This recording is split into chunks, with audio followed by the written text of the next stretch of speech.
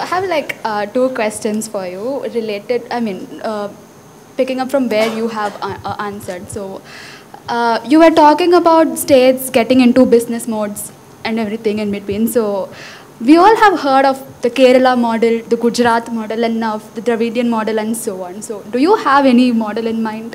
Since you are also the youngest. Okay, so the only model we have in mind is the growth model, and no name for it. I will tell you why. I'll tell you why. Let us look at the whole country's map. Anybody from Uttar Pradesh here? Can somebody raise your hand? Okay. Somebody asked Napoleon Bonaparte long time back. So what is your view on China? Napoleon Bonaparte. He said, oh, don't talk about China. They're crazy people. Let them sleep. It's a giant that is sleeping. The moment you wake up China by prodding it, the whole world is going to get a sneeze. Napoleon Bonaparte's word. Uttar Pradesh was happily sleeping. 23.5 crore people, such a big state, amazing culture, hard-working people. Now somebody came and shook them up. Hello boss, I'll get your law and order right. Correct? Hello boss, anybody can walk in the night at 2 o'clock, come back safely. No more dacoits and goons who will capture your land and play. No more caste politics. Suddenly you see what is happening in UP. Second largest economic state in our country now. Tamil Nadu, UP, literally, we both can claim we are second, you are second, but UP has caught up.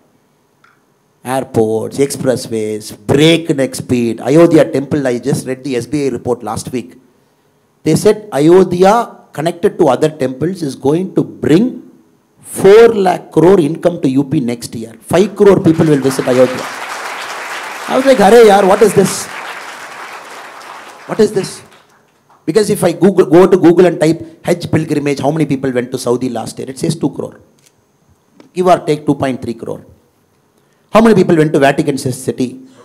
80 million. 80 lakh, 8 million. What is the revenue Saudi earned by Hajj pilgrimage? $2.5 billion. Vatican City, 80 lakh people, somewhere around $300 million. Tirupati, he doesn't keep quiet. 1,200 crore, another 2.5 crore people. Now this is the footfall the world has seen in a pilgrimage place. Our Christian friends, Islamic friends and Hindu friends, this is the footfall. Suddenly you are saying 5 crore next year to Ayodhya. And they want to have a Ayodhya city plan, 2031, they want to invest 81,000 crore to rebuild Ayodhya. Now again in the report I was reading, okay, how much tax the UP government will get from Ayodhya and other things, because temple corridors are getting connected now.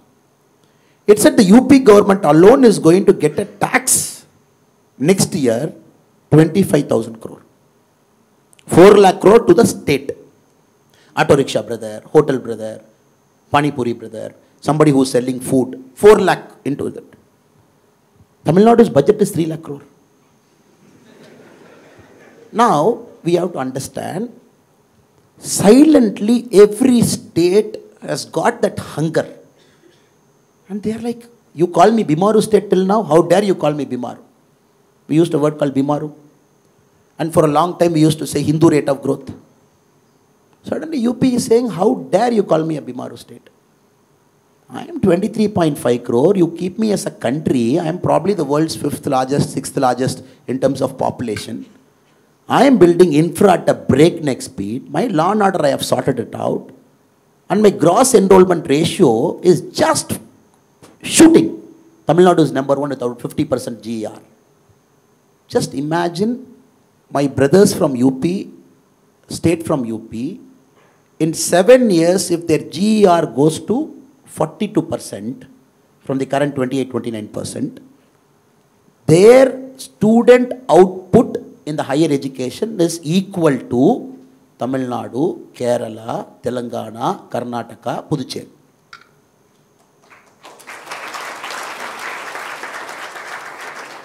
Disruption is just coming, it is just warming up. One good chief minister, coming, sitting, let us sort it out. Sabko theek karo. Keep the law and order in control. Go after them. When businesses come, when they put their money into your state, give them value. Where it got reflected? I'm a proud Tamilian, of course, but more than that, I'm a proud Indian. Like many of you sitting here, that is why we are sitting in IIT campus and having this chat. My state, some of your states, since you are living here now for next 2-3 years, in the recent Global Investors Conference, we attracted 6.6 lakh crore. You know, I generally am very aggressive as a person. I keep talking. I thought today I'm not going to talk. My state got 6.6 lakh crore. I'm very happy. Let the money go to Dharmaburi, Krishnagiri, Vellore. I need development there. Then this press people went and asked some DMK minister. They said, no, this is a resounding verdict for the Dravid development model. 6.6 lakh crore came because only of our efficient CM. See, that is the beauty of Dravidian development model. I said, okay, I'm not going to talk here. I'm going to give it a miss. Second day, three ministers came to the press. They said, this is a proof that Dravidian development model is far superior than any other model. Then I'm like, no, today I'm going to talk to the press. I called the press friends. I said, come. Friends, I'm very happy. My state has got 6.6 lakh crore. I'm very happy. I asked the press friends, how much did UP get last year in the Global Investors Conference, 2023, February, March? Press said, sir, UP should be less than 6.6 lakh crore. I said, TKR, but can I give you the number? They said, give me the number. I said, UP got 33 lakh crore. They said, sir, what is it, 33 lakh crore? I said, Arey Baba, go and check it. I said, which is the worst developed part of UP? They said, Bundelkhand. Correct, brother? Which is developing fast. Bundelkhand alone got 10 lakh crore. After our Global Investors Conference, within 3 days, Gujarat had a Global Investors Conference. January 10, 11 and 12, we had January 5, 6, 7. We got 6.6 lakh crore. You know how much Gujarat got? 26 lakh crore. High-end manufacturing, semiconductor, critical infra, getting. So what I'm trying to say is, as students and young friends, you should never be biased in life. You should never be biased. All people have the same goodwill, the same hard work, the same Icha Shakti. There's nobody in our country who is superior or inferior. It is that opportunity goes sometimes late to some part of the country. So now, serious disruption coming. You say, Vati coming? There is that movie. Now, serious disruption coming. Now I urge my friends from Tamil Nadu and the government to say, hello guys. Why are you talking of 1970 model, 1980, 1990 Dravidian model? Why can't we look at some future model? Can we get manufacturing? Can we get this? Can we get high-end? So what I'm trying to answer is, no model is going to sustain the fancy names. It is a pro-business government. Yes, still we have to do more. We have to get our labor reforms right. FDIs, we have to get it right. We have to get our regulations right. And a state like UP, 23.5 crore people. I said gross enrollment hitting 42 in a matter of 7 years. The number of students who come out is going to be equal to 4 southern states. I was also giving a statistics. The number of medical colleges what UP had till 2017, I think literally they have tripled in the last 5 years. Tripled medical colleges. Everything tripled 4 times, 5 times. So, you are getting into a very beautiful world which is reshaping the whole Indian politics, and every state is aspiring. Now you have to imagine 5 states of our country contribute 50% of India's economy. Maharashtra, anybody from here? Maharashtra friends, number 1. You are from Maharashtra, number 1. Now UP, Tamil Nadu, both of us are fighting. You are 2, I am 2, I just overtake you after 50 years. Whichever it is, 2 and 3, UP, Tamil Nadu, UP. Bengal, Karnataka, 4, 5. This is the traditional system now. So they contribute 50% of India's GDP. The rest of the states, they contribute 50%. Now, India has to grow everywhere. And that is why Prime Minister says, one district, one product. And all of you aspire to be a $1 trillion. Haryana might say, no, I have lesser population. How can I compete with Tamil Nadu and Maharashtra? Then you show them Hong Kong and New York City and Shanghai and everything. Less city, do something different and grow. Population doesn't matter. So, I am not believing in models, neither you should believe in models. Let us believe in good governance. Good governance which enables people to do better so that they realize their God-given potential to the fullest. Uh, so, continuing on what you have said, sir, Tamil Nadu as a state has. Put people to sleep already? No. I guess not. So, Tamil Nadu as a state has contributed in a large scale to nation building, but yet the state is at times seen as an outlier to national politics. What, according to you, is the strength of Tamil Nadu? Why do you think this perception exists in the first place, and how do you think the center and state should work effectively to foster development? It's a very important question and a very deep question. And if you look at the history of freedom fighting, pre-1947, let us go 200 years back here. Let us not only focus on 1920, 1930 and 1885 when one of the political party got founded. If you go 200 years back, 250 years back, the fight in the Vellore fort, if you go there, the Pulitevan, the Veerapandiya Kattabomman, Veeranachiyar, if you go very deep, very behind, fighting against East India Company, resisting, not giving taxation, maybe the later end of Mughals, then probably when the British crown came inside fighting with them, I don't think any other state can compete with Tamil Nadu in those times when the resistance was the fiercest here. Very fierce. Very fierce. Yesterday I was in Shankaran Kovil. Shankaran Kovil alone Shankaran Kovil, Pulitevan. I'm talking of many centuries, 100 years before, multiple 100 years before. Shankaran Kovil alone had Vennikaladi.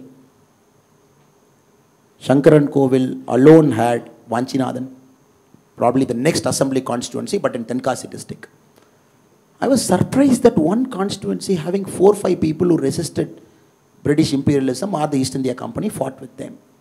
So since this yatra is giving me that very good insight, traveling to a rural area, trying to find the icons of that space. But unfortunately, if you look at 2024 now, and there is this growing perception that Tamil Nadu is a state, probably along with now Kerala, now Karnataka is also, the disease is spreading a bit. Now to say, oh, north, south, I am contributing this tax, how much did you give back? So I think out of dignity you didn't ask me that question, but I want to venture into that also. And I gave 100 rupees, how are you giving me back? Please tell me. Can I take a little bit time to answer this question? Okay. Because you should not get bored. That evening movie is waiting for you. And no, okay. So for me, sir, I studied IIT before I came. Studied IIT model because I couldn't get into IIT. I asked people, what is it? What time is movie and everything. And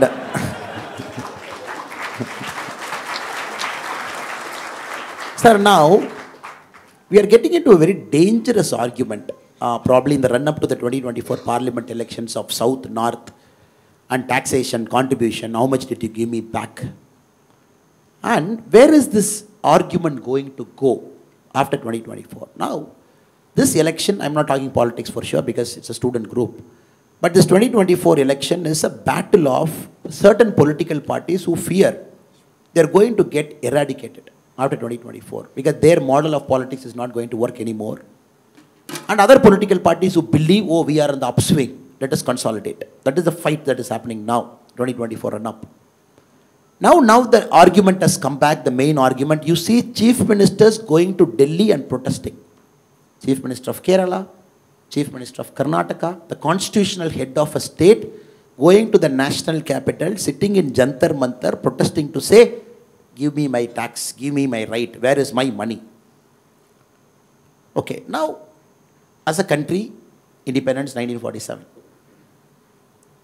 Tamil Nadu, lot of industries. Southern part, lot of industries. Why lot of industries came to Tamil Nadu at that point of time? Because Nehruji felt, if the industries are up north, probably within the missile range of Pakistan and China, it will hit. So some of the industries, the critical industries of DRDO were consciously shifted south, Hyderabad and Bangalore and Chennai, because we didn't want to get into the missile reach capability of the neighboring countries. We wanted to save those critical infra because you had two enemies on two sides of the border. That many industries were pushed in south, encouraged, start. Then probably my Tamil friends, my Tamil ancestors asked them, sir, but the coal is in Bihar, the coal is in Jharkhand, but my industry, thermal power plant is here. If I take a coal from Bihar, put it in a train, bring it to Tamil Nadu, it is so costly for me. But if an industry near Madhya Pradesh, right next to it, but he will get coal because coal decides the price of the energy. But he will be cheaper. How will I survive in the competitive environment? The Nehruji said, don't worry, we'll have something called a freight equalization policy. Because I have to get into that for you to give you a context of how stupid the current argument is. Nehruji said, don't worry, we'll get into a freight equalization policy. Tamil Nadu, you pick up coal. Madhya Pradesh, they pick up coal. We'll make sure both of you, the freight charge is same. Now, Bihar politics, they say, because of this freight equalization policy of giving away our precious resources, we have lost 1 lakh crore.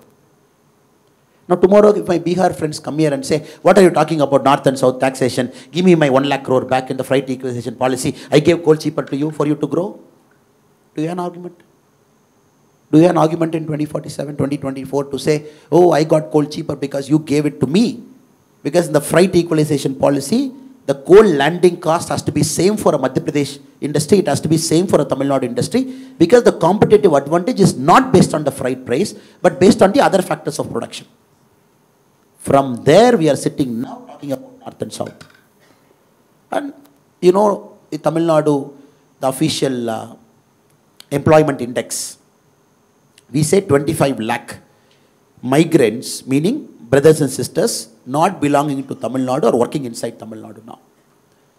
Especially Tirupur, industrial towns, everywhere they are working.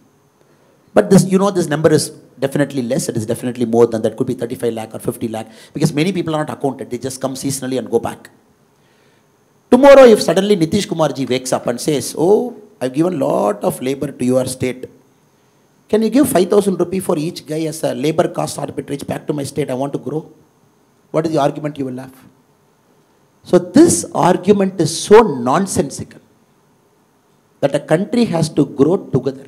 That's the only way. That's the only answer. You all have to grow together. There is a competitive advantage in the south, competitive advantage in the north.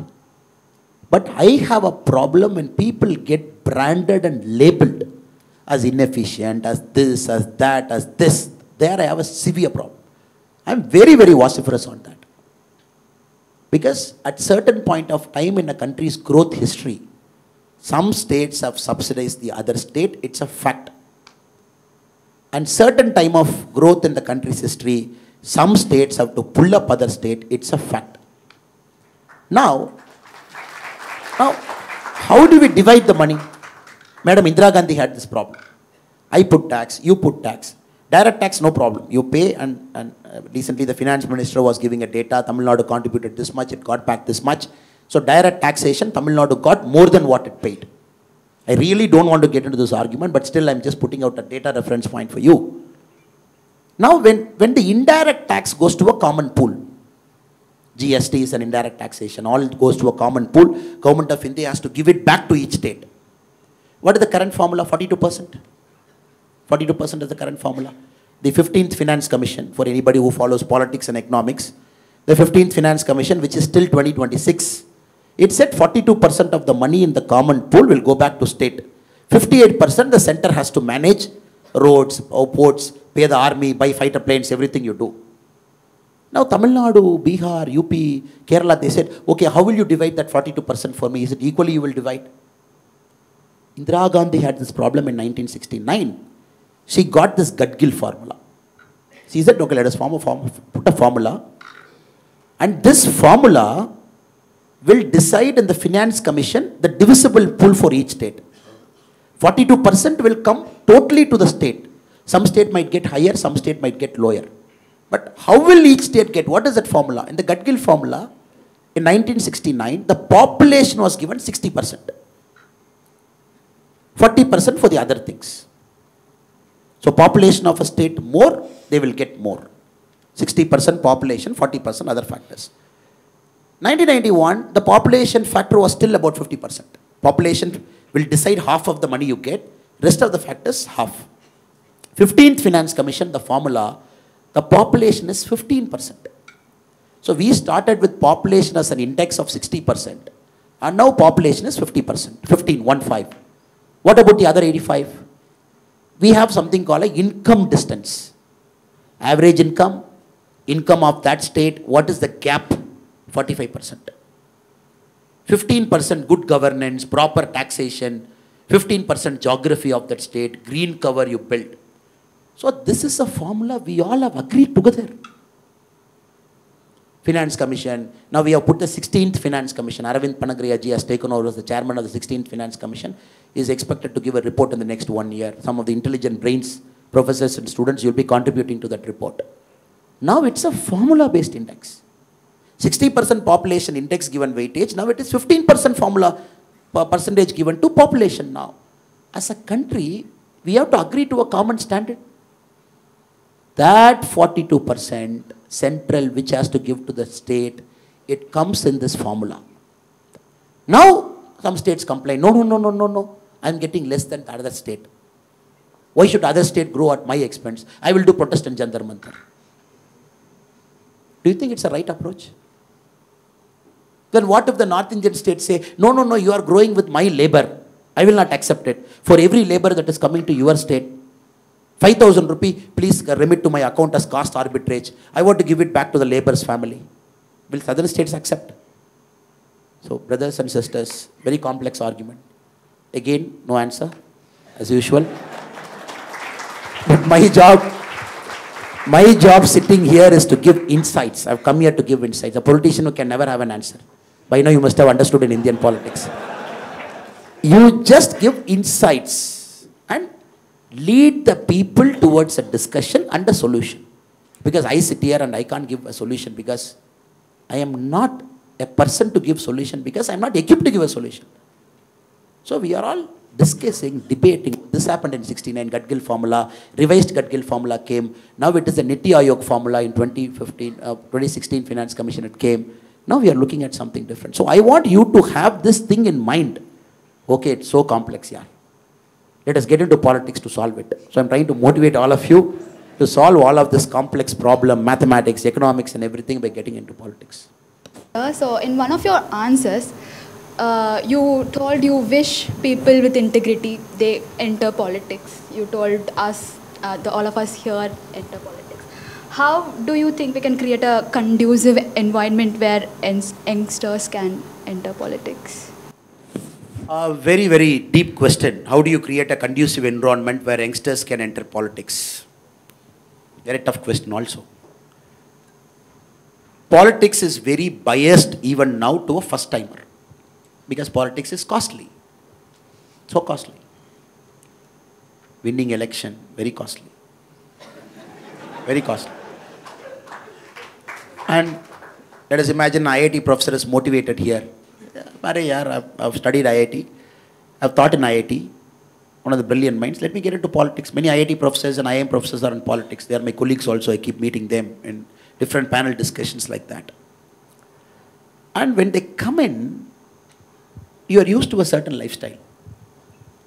And probably you after 10 years in a corporate life or NGO or think tank, when you come, maybe immediately after passing out from here, if you are very smart, well, let me start my politics young. I'll go a long way. If you think like that, you will understand, day one when you enter politics, you will be amazed by the sheer complexity of work you do. For example, today I will tell you my day. Yesterday night I slept by 2:30. I finished something in Tenkasi, which is that end of Tamil Nadu. Public meeting, finished everything. I came to Virudhunagar, stayed somewhere. By the time I finished my meetings, 2:30. Today morning, 7:30, I woke up, I got up, in the sense I left that room. I went to a bull taming festival because I have to be there at 8:30. Then the guy told me, sir, do you want to leave a bull inside? I said, Arey yaar, what is this? In the TV I saw only the outside part where the bull comes and people will go, they'll try to tame and I clap my hand, I come. I never bothered about what will happen behind it. They said, come sir, we'll go and see what is behind. I went there and there is a methodology for a bull preparation. I'll tell you how complex preparing a bull is. Let us talk about politics later. A bull is getting prepared, bull is getting prepped up. Because you have to keep that bull charged because it is go inside and go like this and run. And they told me, sir, to prep the bull, you have to cut out the thread that is inside that nose. In Tamil we call Mukanangaira, I don't know what is the word in English. Where the thread goes inside his nose, no? You control this, right, with this. And he gave me a knife. don't worry, it is not that small knife, it is a big knife where there was a bamboo pole to it. So the bull is standing down, what you call the vadivasal. And you have to allow the bull to enter that lane. And he told me, sir, in 1 microsecond you have to cut it. I said, Arey, yaar, how is it possible? They said, if you delay even by 1 microsecond extra, the bull will just charge. If you don't cut it, you are holding it back. And the tamer will catch the bull. Because the tamer will get that split second advantage because the bull just stops before entering. I will try here. He gave me this. I was just praying to God I should not make a mess of myself because people are taking photograph of what I'm trying to do. And the bull was inside, the vadivasal was ready. And I just kept it in his nose, cut it. And 1 split second, the bull is out, he ran. I'm telling you, this was my life in the morning. Terrified of cutting a thread in the bull's nose. Then I have to do a padayatra in Madurai, finish it, public speech, meeting, then run and catch a flight, came here. The sheer complexity of politics will overwhelm you. You are sitting in IIT Chennai today, breast minds in the morning, in the evening. In the morning, try to cut that bull's nose, that thread. So this is the spectrum you have to operate. So I would say, forget about other things like money and first let us imagine, will this life suit you? Complexity, abuses, or positive, fighting, social media, people write bad things about you, good things about you. So that is why politics is an entirely different field. Whatever you have done in life will never prepare you for a life in politics. For one, like there is a Tamil Vadivelu movie. The first 1 year in politics, you are like, who punched me, who punched me, who punched me? You are like, everybody will be punching. You are like fish out of water. The two guys like you and me are trained to use the right side of the brain more. Logic, reasoning. I hope it is right side, not the left side, sir. Left side. Logic and reasoning and A plus B is equal to this. Why it is not C? Then it will take 10 years for us to understand, Arey yaar, politics is chemistry, not arithmetic. And I would only say, God willing, let the life that you choose over the next many years should prepare your mind to come and survive in this complex Indian politics. Where you should be like a Buddha. Oh, you spoke bad about me? Okay. You have to do handshake with them tomorrow morning because we're in an alliance. And then they will be asking, press will be asking, Arey yaar, last week only both of you abused each other. You're like, no, statements got misinterpreted. Do you think IIT guys are prepared for that? No, I'm just joking, but I told you when I started, short-term gains, long-term gains, what you do, how you do. So, this is more critical and important than bothering about some external things like money and how will I survive, how will my family survive. That is the least of your concern. The first is surviving in water. Because you and me are trained to think in a particular way. Politics is not that way. But integrity. With integrity, they always say, when I read Steve Walsh's autobiography, it's a beautiful book, Out of My Comfort Zone, is autobiography. There is this foreword was written by Rahul Dravid, very beautiful foreword. So if you read it, you pick up a sense where they say how a form is. For a cricketer, the form. Every cricketer, even out of form, he thinks, oh, today's match, I'm going to go score a century. Tomorrow morning, I'll be form. You talk to any of your cricketing friends. They say, no, sir, I'm not out of form. For you, it appears I'm out of form. So this match, I'll score a century, I'm back in form. So he thinks it is always there, always there, always there. So in the book, he writes, a form is like the sweat in your armpit. You never smell it, people around you will smell it. So integrity is like that. You think you are always integral because your mind keeps balancing. Arey yaar, I did a short-term adjustment because I have to do, because it is Kshatriya Dharma. Other person will say, why did you compromise? Arey yaar, I have to compromise, it is for the larger national good. Hey, why did you compromise this? Why did you take money from that fellow? Arey yaar, I have to take it because the ends are more important than means, or means are more important than whichever way you see it. So your mind keeps justifying. You never know when you lost that integrity. Am I right, sir? And nobody can look back at their life and say, oh, this is the day, March 21, 2026, I lost my integrity in the morning at 9:17 a.m., sir, the boardroom. And nobody in their life till they get caught. Look at some of the biggest startups in the country, the valuation they had, which was a beacon of inspiration to us. The board meeting to kick the CEO out, CEO was sitting in some part of the world saying that this is not right. You see where it takes you as a country. Startups failing. I am somebody who is really bothered when startups fail. Startups fail because of integrity issues. It makes me very sad as a person, as an Indian citizen. Startups can fail, sir. It is okay, sir. We'll make, second startup will make him to win. We'll make the sister to win.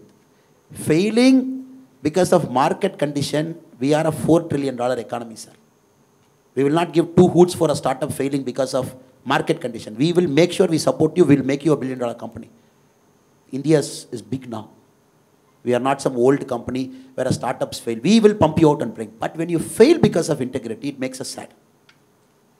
And you are collapsing the ecosystem around you. You are taking billions of investors' wealth. And an investor thinks twice before putting money in Indian startup. So integrity is something, sir, a honest assessment. You never know when you lost it. So my suggestion to you is, then how do you keep check of your integrity? Keep your school friends and college friends with you, however big you are. Don't keep your colleagues with you. That is okay with the chai and coffee, and it's okay. But your school friends and college friends who have seen you as a raw person with zero ego, they should tell you, Hare boss, there is some deviation I'm seeing. Your language is not good. And you are no more the same guy I saw you in 4th class. And this is the model I follow. When I go out, all my closest friends are my school and college. In the business room, it could be my colleagues. But this guys, very fearlessly, they will tell me, for other people, I am some state president, this guy, that guy.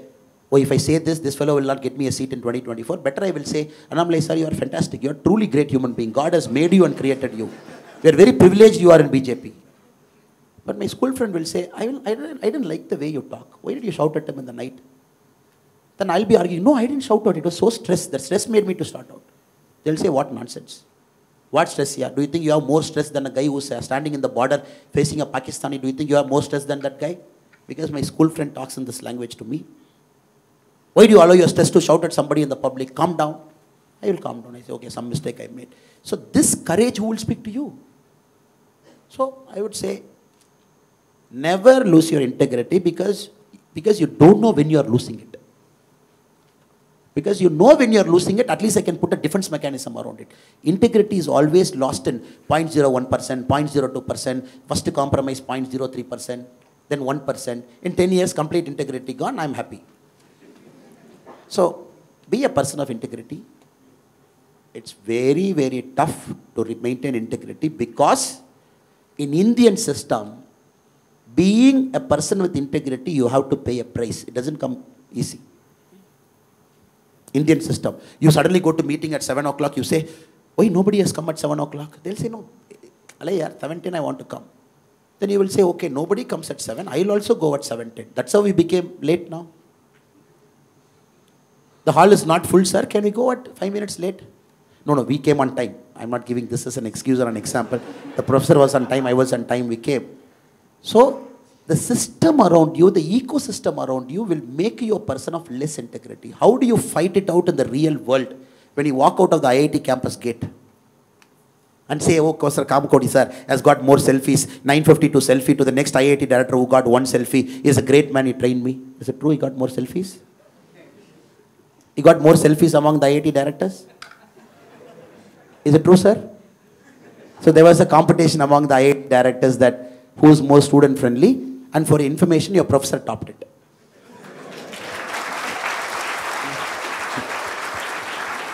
If I am correct, he got 992 selfie, the next IIT director got 1. Imagine that guy's plate. I am going to fail all of you this time. I am going to repeat all of you. You gave me 1 selfie. So he got 992. See, 992. So what I am trying to do is they will prepare you for everything, great lectures, smartest people. Yesterday the World Bank manager came. Big fundas, they must have spoken economics and growth curve and everything, very important stuff they must have spoken. But when you walk out of the IIT gate, the moment you walk out, I am going to test your integrity. The public transport will come late. And you'll get frustrated. What is this road here? Potholes here. What are these councillors fellows doing? Eating my money. You'll get frustrated. Then you will say, why should I pay tax after 5 years? Then it will auditor, sir, how much money we pay? This bloody politicians are eating. Find a way to cut tax, sir. Put in some tax saving thing. 7th year. 10th year, suppose IIT Chennai, make it big. Sir, what is this round tripping? 12th year. Where is the Cayman Island, sir? 15th year. Can I put FDI there, sir? Gone. So my request to all of you is, it's a challenge, sir. For me, it's a daily battle. Some rowdy fellow joins BJP, immediately the media will say, rowdy fellow joins Annamalai's leadership, ex-cop who was clean, ex-cop who was a honest cop, Singham of Karnataka, he was there and suddenly Tamil Nadu politics, he is making all rowdies to join BJP. What has BJP happened to under Annamalai? And there was a police guy, now a lot of police guys keep joining the party every week, 100, 200. One day one police guy very sadly came to me, sir, I joined the party last week, I want to leave now.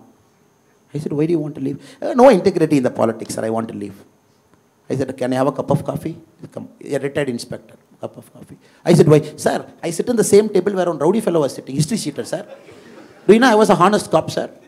And how can I sit with them in politics? And I have to tell him, Hare, sir, sit. Now we have to get into why did he become a rowdy? Is he in the reformation path? Can you give him an opportunity?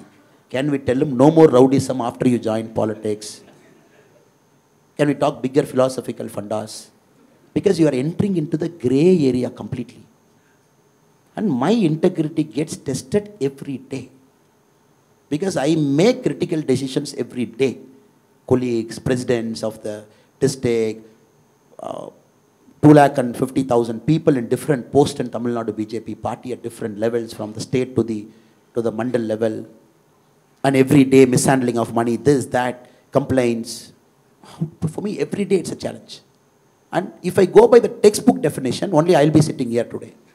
You did this, you did that, no, you come on time. But if they make decision, they will also remove me. You did this, how do you?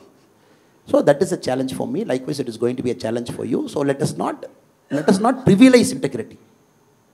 But let us keep a check on our integrity through the mechanism that you build for yourself. School, college, sometimes colleagues, sometimes spirituality, sometimes dhyana, sometimes meditation, sometimes yoga. What works for you, keep it as a check to check your integrity every day in the morning and evening.